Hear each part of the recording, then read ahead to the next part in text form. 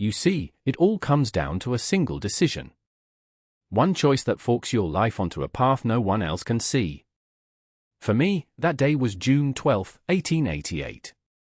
The air was thick with the smell of dust and coming heat. Mr. Abernathy pulled his horse up at my fence line, the leather of his saddle creaking like a complaint. He wasn't looking at me. He was looking at the empty space beside the barn where my father's wagon used to sit. He adjusted his weight, a big man who took up a lot of the world, and his gaze finally drifted over to the frantic, feathered chaos in the new paddock. 200 Rhode Island Reds, scratching and pecking and making a sound like 1,000 tiny arguments. He looked from the chickens, to the empty spot, then to me. My son, Samuel, stood beside me, his small hand gripping mine, his other clutching the worn teddy bear he took everywhere. Abernathy didn't smile. He never smiled. "You sold the wagon for that," he said, his voice flat with a kind of tired disbelief. I didn't say anything. I just stood there. He shook his head, a slow, pitying motion. "You'll be begging for that wagon back by first frost, Thomas. Mark my words." He clicked his tongue and his horse turned, kicking up a puff of dry soil that settled on my boots. I watched him ride away, a straight back receding down the long dirt road. First frost. That gave me until October. 140 days. I looked down at Samuel. He was watching the chickens, his face a perfect mirror of curiosity, not judgment. To him, they were just new things on the farm. Loud, funny-looking things. To me, they were everything. They were the answer to a question I hadn't even known how to ask. The question of how a man alone, with a 6-year-old boy and 40 acres of tired land, was supposed to survive a winter that was already breathing down his neck in the middle of June. The wagon was good oak, strong and true. It had been my father's. Selling it felt like cutting off a limb. But a limb can't feed a child. A wagon can't pay the bill at the general store. It could only haul things, and I had precious little left to haul. I had 200 mouths to feed now, but they were mouths that promised something in return. Abernathy saw a fool. He saw a desperate man making a desperate choice. He wasn't entirely wrong. But he didn't see the whole picture. He couldn't. The truth was, I wasn't just selling a wagon. I was selling the past. I was selling the way my father had done things, the way Abernathy did things. I was betting on a future that sounded like a constant, scrabbling cluck. It was the loudest, most uncertain bet I'd ever made. The first week was a lesson in noise and dust. The chickens never stopped moving, never stopped their low, constant chorus of clucks and squawks that became the new sound of my life. Before, the loudest thing on the property had been the wind in the corn or the lowing of the 2 cows I'd sold last fall. Now, the air itself felt alive, vibrating with the energy of 200 tiny, feathered engines. I'd spent the last of the wagon money on lumber for the hen house. It stood now, raw and smelling of fresh-cut pine, a long, low building against the backdrop of the struggling cornfields. It was bigger than it needed to be, but I built it with room to grow. Optimism, I guess. Or maybe just a fear of having to build another one. Samuel loved them. He'd stand at the fence for an hour at a time, the teddy bear dangling from his hand, just watching. He wasn't afraid of them, the way some children are of flapping things. He'd point out the ones he thought were the prettiest, the ones with the deepest red feathers. He named one Henrietta. Then he named another one Henrietta. By the end of the day, he had 20 Henriettas. It was easier that way, he explained. The work started before the sun. I'd light a lantern in the dark, the smell of kerosene filling our small cabin, and pull on my boots. Samuel would still be asleep, a small lump under a heavy quilt. Out in the cool air, I'd fill the water troughs, haul the sacks of feed. My back ached in a new way. It wasn't the deep, straining ache of lifting hay bales, it was a persistent, repetitive soreness from bending and carrying. I was learning their rhythms. The frantic feeding in the morning, the lazy dust baths in the afternoon sun, the way they'd all file back into the hen house at dusk as if obeying some silent, ancient command. The first egg came on the 3rd day. I found it in a nesting box, still warm. It was perfect, brown and smooth. I held it in the palm of my hand and it felt heavier than it should, like it was weighted with the entirety of my gamble. I brought it inside and showed Samuel. His eyes went wide. "From Henrietta?" he asked. "Maybe," I said. We cooked it for breakfast, sharing it carefully. It tasted like any other egg, but to us, it was a miracle. It was proof.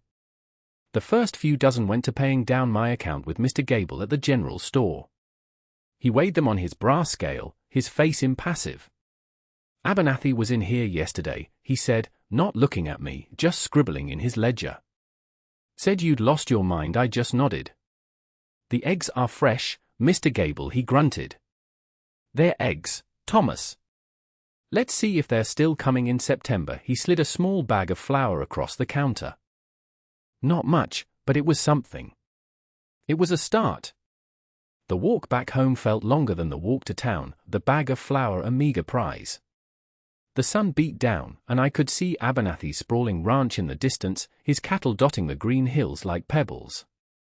He had 100 head. I had 200 chickens. The math felt ridiculous.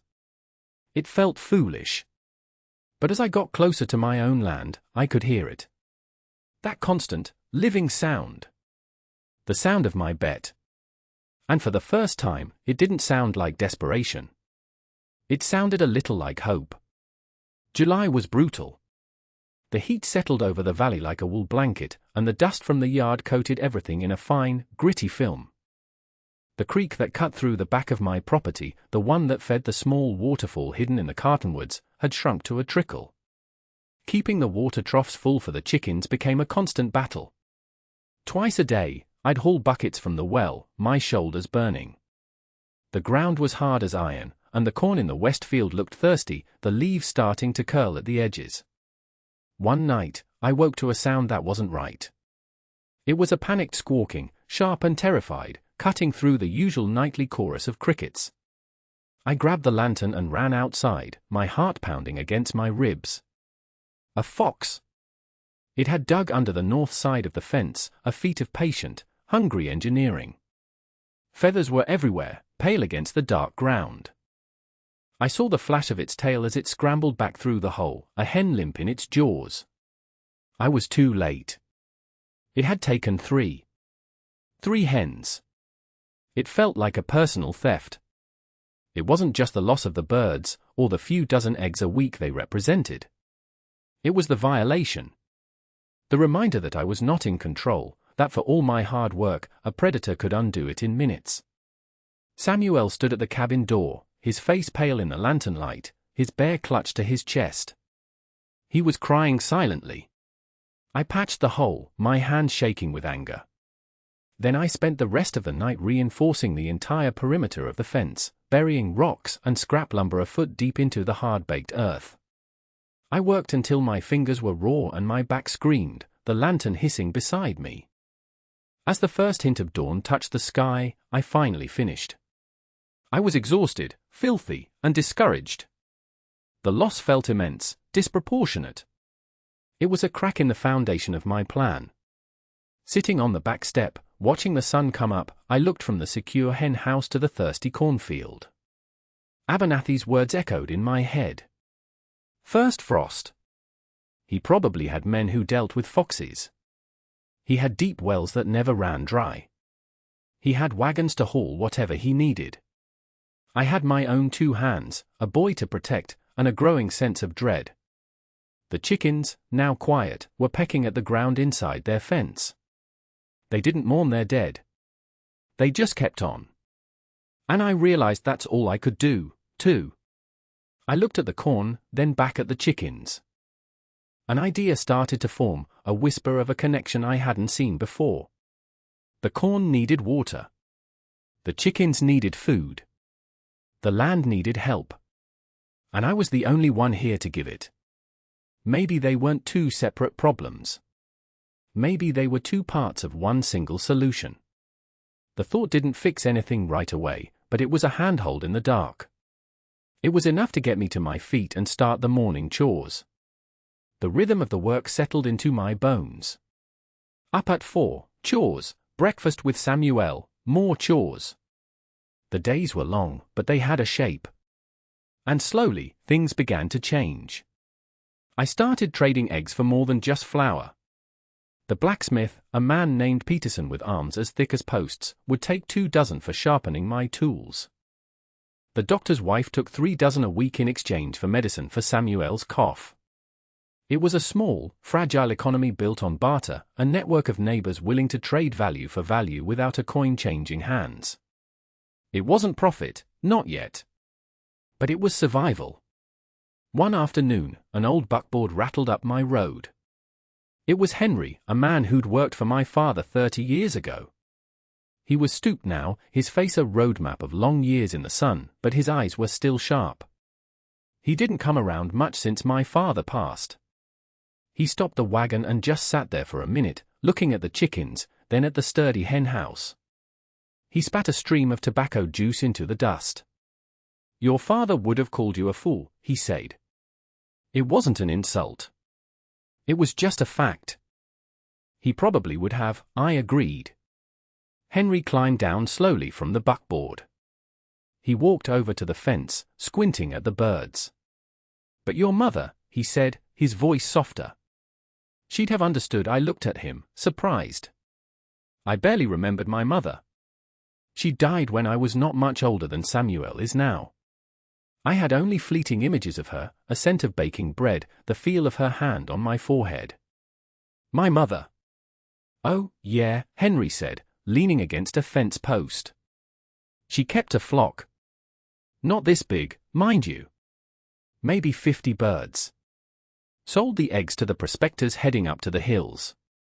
Your father tolerated it, but he never saw the sense in it. Cattle and corn, he'd say. That's the only real business on the land." He pointed a gnarled finger at the feed I was using. "That store-bought stuff's no good. Dries 'em out. Your mother, she had her own mix.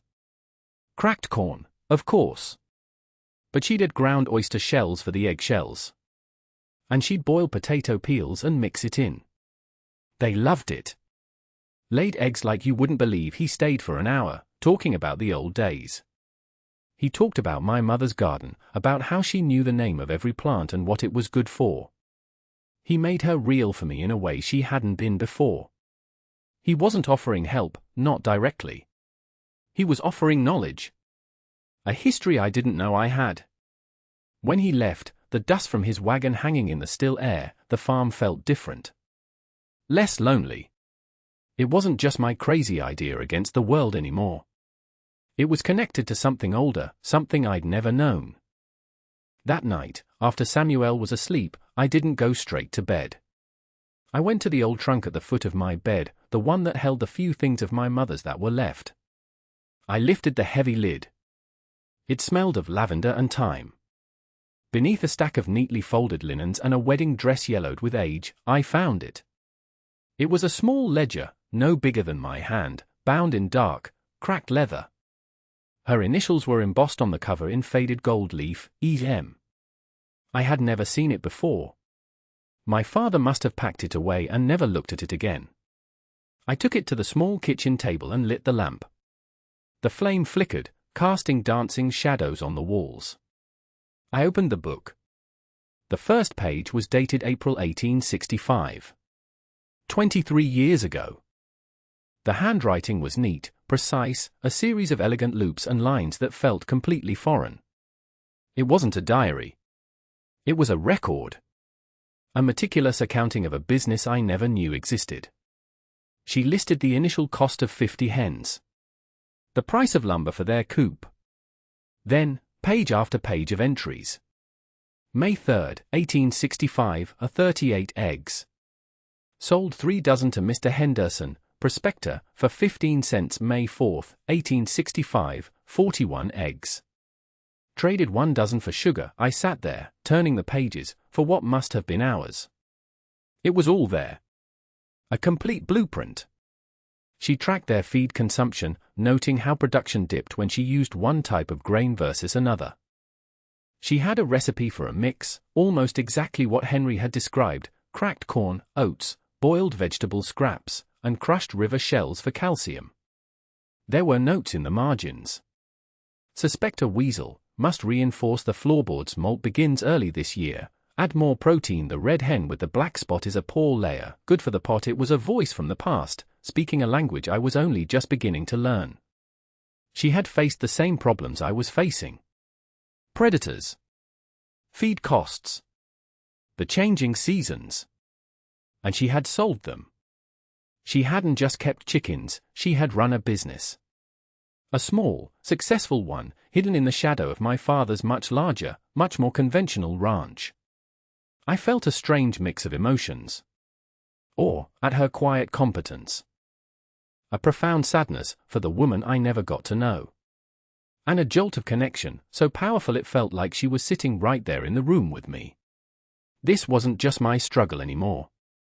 I wasn't some fool who had traded a wagon for a flock of birds on a whim. I was my mother's son. The thought settled deep inside me, a piece of solid ground in a shifting world. I looked at her careful script, the numbers all lining up in neat columns, and I saw more than just an old account book. I saw a legacy. It wasn't a legacy of land or cattle, but of something else. Of grit. Of seeing value where others saw none. I closed the ledger and held it in my hands. The leather was warm. Outside, the chickens were silent in their coop. The moon was high. For the first time since I sold that wagon, I knew, with absolute certainty, that I was on the right path. The next morning, I started using my mother's feed recipe. I spent the day cracking the corn I had stored, crushing river shells I gathered from the creek bed with a hammer, boiling the potato peels left over from our supper. Samuel helped, pounding the shells into a fine powder with a small rock, a serious look of concentration on his face. It was more work than just tearing open a sack of feed from the store, but it felt right. Within a week, I saw the difference. The hens' feathers seemed brighter, their energy higher. And the eggs. The yolks were a deeper, richer yellow, and the shells were harder, less prone to breaking. Production ticked up. I was getting an average of 160 eggs a day, up from 140. It was a small margin, but margins were all I had. Mrs. Gable, the store owner's wife, noticed. "These are good eggs, Thomas," she said one day, holding one up to the light. "My customers are starting to ask for them." That was a turning point. People weren't just taking my eggs in trade anymore, they were seeking them out. I started a regular delivery to the small hotel in town. The owner paid in cash. Real cash money, not credit or barter. The coins felt heavy and real in my pocket. I kept my mother's ledger on the corner of the kitchen table, right next to my own where I tracked my sales. I'd read her entries at night, learning the seasonal ebb and flow of her small enterprise. I learned that in the heat of August, she would add more water and greens to their diet. I learned that she had a special customer, the circuit judge, who paid a premium for the largest, darkest brown eggs for his wife. It was like having a teacher, a mentor, speaking to me across 2 decades. Abernathy still rode by every week or so. I saw him watching from the road. He never stopped, but I could feel his gaze on the bustling chicken yard, on the sacks of corn I was now able to buy and store. His skepticism was still there, a silent pressure from the edge of my property, but it was mingled with something else now. Curiosity. He couldn't deny what he was seeing. He was seeing a system. He was seeing a business that, against all odds, was not failing. The corn in the field grew tall, the tassels turning from green to gold. It was a decent crop, not a great one, but it would be enough. I walked the rows in the evenings, Samuel running ahead, disappearing and reappearing between the thick stalks. He loved the cornfield. It was his jungle, his maze. I thought about the harvest, the immense work of it, and the problem of hauling it without a wagon. Abernathy's words still stung. "Now you just need a wagon to haul it." But then I'd look at the ledger, at my mother's steady, confident handwriting, and I'd find another note in the margin, next to her own harvest records from 1867. A single sentence. "Let the flock do the second harvest." I didn't know exactly what she meant, but I had a feeling it was the key to everything. August was a furnace. The air was heavy and still, and the horizon shimmered with heat. The chickens spent most of the day huddled in the shade of the hen house, their beaks open, panting. I rigged a canvas sheet to give them more shade and kept the water troughs constantly filled with cool well water. My work was a constant cycle of watering, feeding, and collecting, my shirt perpetually soaked with sweat.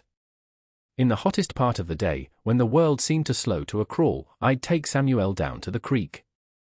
The waterfall was our sanctuary. It was hidden away in a small box canyon, surrounded by cottonwoods that kept the air 10 degrees cooler. The water spilled over a flat rock ledge into a pool deep enough to splash in. Samuel called it the Whispering Falls because the water made a soft shushing sound. We'd sit on the smooth stones with our feet in the cold water, the boy's teddy bear propped safely on a dry rock. He'd chase the little water skippers that danced on the surface of the pool. In those moments, the weight of the farm would lift. There were no chickens to feed, no accounts to settle, no judging eyes from the road. There was just the cool water, the sound of the falls, and my son's laughter. It was a reminder of what I was fighting for. It wasn't just about survival, it was about this. About being able to carve out these small pockets of peace. About building a life where my son could have a place to chase water skippers and feel safe. I thought about my mother. I wondered if she had ever come down here. The place felt timeless, like it had been a secret refuge for generations. Maybe she had sat on these same rocks, worrying about her own flock, her own future. The thought made me feel closer to her, and less alone. The corn was ready. The stalks were dry and brittle, the ears heavy, their husks like old paper.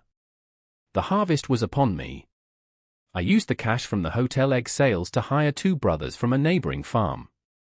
They were young and strong, and they agreed to work for a combination of cash and a steady supply of eggs for their family through the winter. They showed up at dawn on the last Monday of August. The air was already warm. I stood at the edge of the field, the first light of the sun turning the corn to gold. This was it. The second part of my gamble. The part that had to work, or everything else would be for nothing. Samuel stood beside me, holding his bear, watching the 2 young men ready their sides. He seemed to understand the gravity of the day. The whole farm was quiet, holding its breath. Even the chickens seemed to be waiting. The harvest took 3 days. 3 days of back-breaking work under a relentless sun.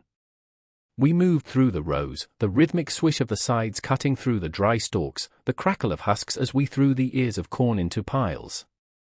My hands, already calloused, grew new blisters that broke and bled and hardened again.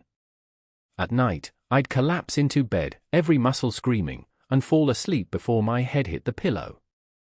Samuel was my water boy, hauling a small pail from the well, his face smudged with dirt and streaked with sweat. He took his job seriously, making sure we always had a dipper of cool water ready. By the evening of the 3rd day, it was done. The field was a sea of stubble, the corn piled high near the barn. It was a good yield. Enough to sell for a solid profit, and enough to keep for my own feed through the winter. But the problem remained. The biggest piles of corn sat there, a testament to my labor, but I had no way to get them to the mill in town. On the final afternoon, right on cue, Abernathy rode by. He stopped his horse at the fence, just like he had in June. He surveyed the scene, the mountains of harvested corn, the tired men drinking water in the shade, the boy asleep on a pile of husks. He nodded slowly. "Good crop, Thomas," he said. His voice was still flat, but the pity was gone. It was replaced by a grudging respect. A real good crop. He paused, letting his eyes drift over the piles of corn. "Now you just need a wagon to haul it," he said it without malice. It was just a statement of fact, the final, inescapable piece of the puzzle that he was sure I hadn't solved. I didn't say anything. I just wiped the sweat from my brow with the back of a dirty glove and looked at him. I let him think he was right. I let him have his small victory. He grunted, satisfied, and rode off. The 2 brothers looked at me, a question in their eyes. They knew I didn't have a wagon. They were wondering the same thing Abernathy was. I just smiled, a cracked, dusty smile. "The work's not done yet," I said. "The second harvest starts tomorrow." They looked at each other, confused, but they were too tired to argue. They took their pay in eggs and promised dollars and headed home. I stood alone in the quiet field as the sun went down, casting long shadows from the piles of corn. The air cooled. The day's heat began to bleed out of the ground. The field looked empty, spent. But it wasn't. It was full of opportunity. Full of my mother's quiet wisdom. I walked back to the cabin, my body aching but my mind clear. I was ready for the morning. At dawn, I didn't go to the cornfield. I went to the hen house. The chickens were already stirring, their clucking a low rumble of anticipation. I took a deep breath. Then, with Samuel watching from the cabin doorway, I opened the gate that separated the chicken run from the harvested cornfield. For a moment, nothing happened.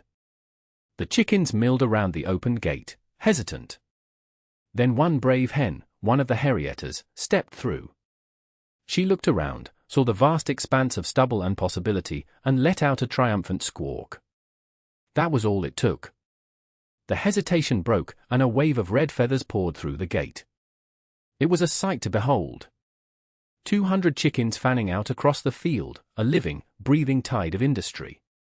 They went to work immediately. They weren't just wandering, they were on a mission. They attacked the stubble, scratching and pecking with a furious energy. They were finding every single kernel of corn we had missed, the ones that had dropped to the ground during the harvest. They were unearthing grubs and insects that had been hiding in the soil.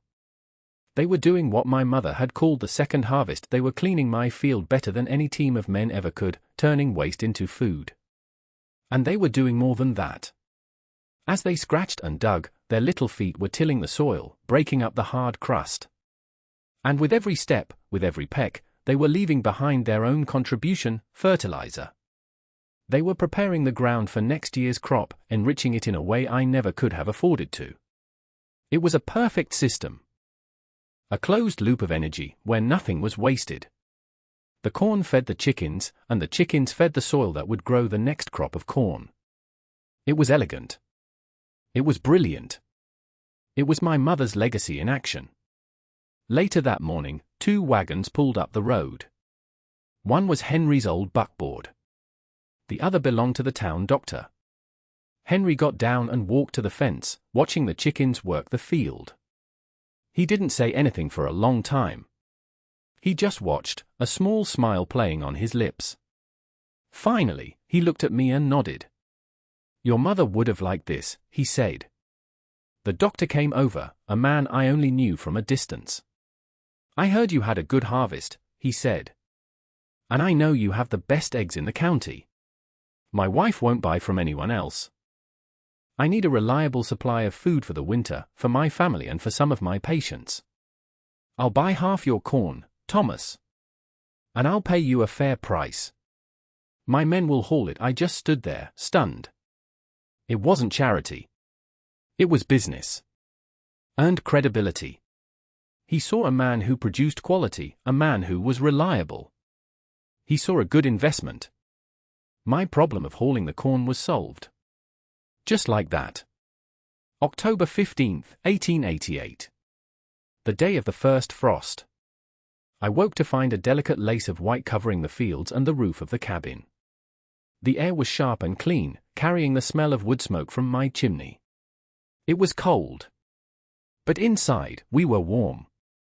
The money from the doctor for the corn was in a tin box.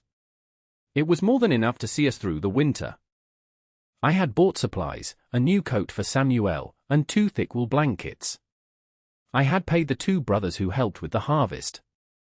My account at the general store was clear for the first time in 2 years. I had not gone to Abernathy. I had not begged for my wagon back. I stood on my porch, a mug of hot coffee warming my hands, and watched my flock. They were fat and healthy, their feathers thick for the coming cold.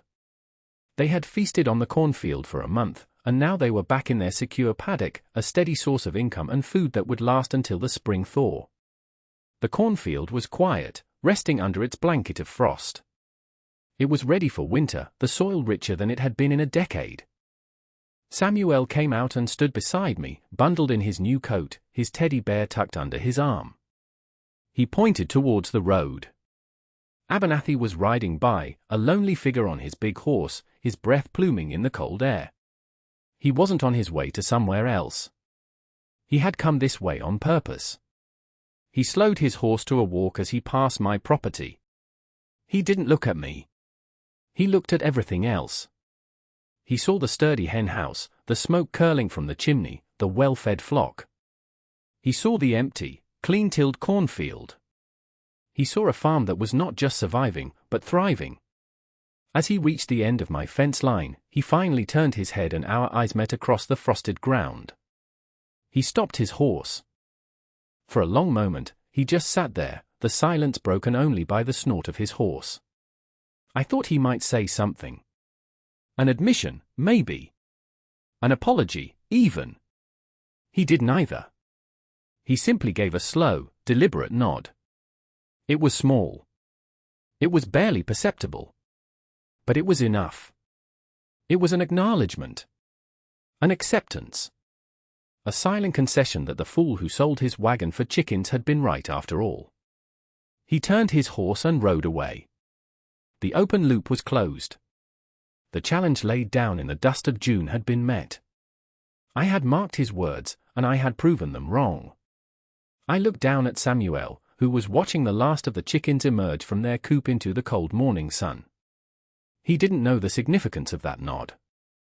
He didn't know about the bet, or the struggle, or the fear. He just knew he was warm, and he was safe, and there would be eggs for breakfast. And really, that's all that mattered. You see, in the end, it's not about the wagon you sell. It's about what you build in its place. It's about listening to the quiet voices of the past and having the courage to bet on a future no one else can see. And sometimes, if you're lucky, that future is a field full of chickens on a cold and beautiful morning.